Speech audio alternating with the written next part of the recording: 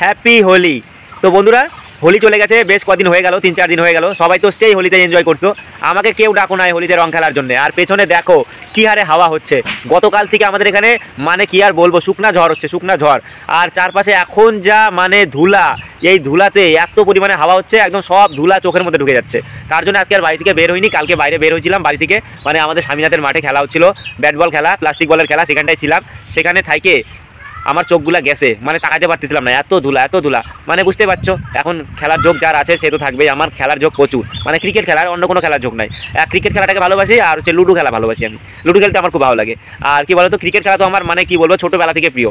বিশেষ করে প্লাস্টিক বল, মানে টেনিস বলো, রবার্টের বল বলো, আমি ওগুলো খেলি না, ওইসব পারি না। তো যাই হোক, যেটা কথা হচ্ছিল কি বলতো, রং খেললা কেমন সবাই?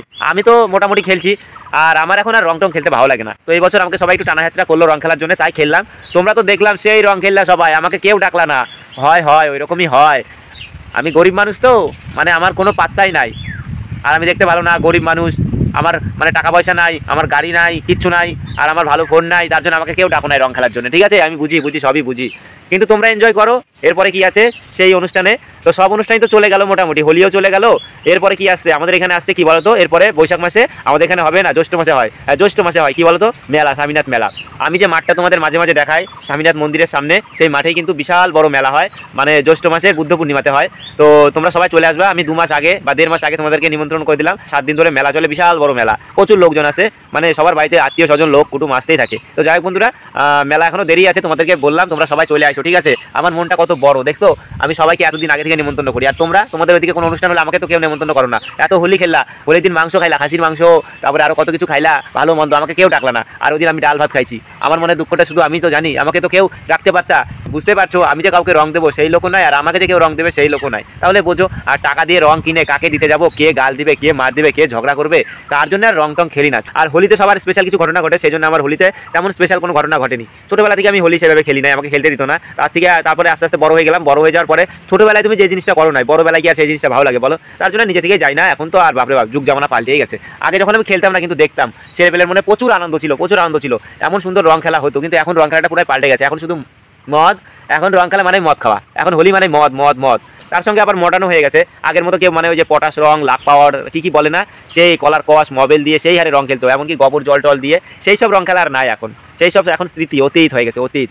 আমি মানে খেলি নাই, কিন্তু দেখতাম, প্রচুর আনন্দ করতো। কিন্তু এখন আর সেই সব হয় না। এখন ওই যে বসন্ত উৎসব হয় সব জায়গায় জায়গায়, আমাদের এখানে হয়েছিল। তোমাদের সঙ্গে হালকা করে ছোট্ট শর্ট ভিডিও শেয়ার করছি, যারা দেখোনি দেখতে পারো। তো যাই হোক বন্ধুরা, তোমাদের ছোটোবেলার রং খেলা কেমন ছিল আমাকে একটু জানিও। তোমরাও কি এভাবে রং খেলতে? না তোমরাও সেই এরকমই মানে মডার্ন রং খেলো? তো যাই হোক, রং খেলা মানে আনন্দের উৎসব, কিন্তু এখন আনন্দটা এখন মানুষের মধ্যে আর নাই। দিন দিন মানুষের মধ্যে আনন্দ হারাই যাচ্ছে। আর আমি দেখতে পাচ্ছি এখন বাগানে বসে আছি, আমার এখন বাগানে বসে থাকাই কাজ। কেন বলো তো? চারদিকে যা হাওয়া, প্রচুর হাওয়া, বাইরে বাড়ালে ধুলা কে খাবে বলো? কোনো কাজ নাই, কর্ম নাই, এখানে বসে থাকতে হবে।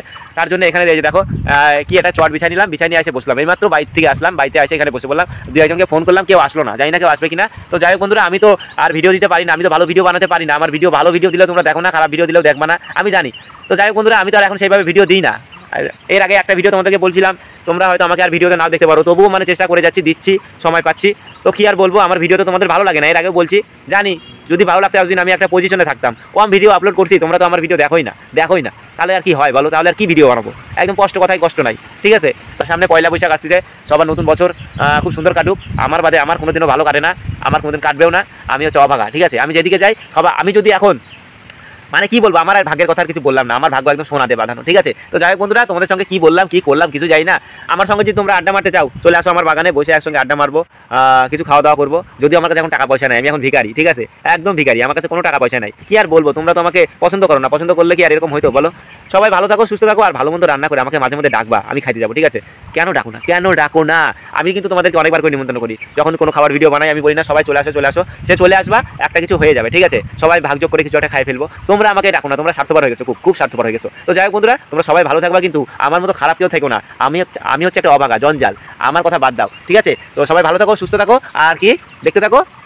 বললাম না, চলো দেখা হচ্ছে নতুন কোনো ভিডিওর সঙ্গে। ভিডিও ভালো লাগলে লাইক করবা, কমেন্ট করবা, শেয়ার করবা, আর সাবস্ক্রাইব করবা, ঠিক আছে? আর Swaminath village blogger YouTube channel দেখতে থাকবা। টাটা।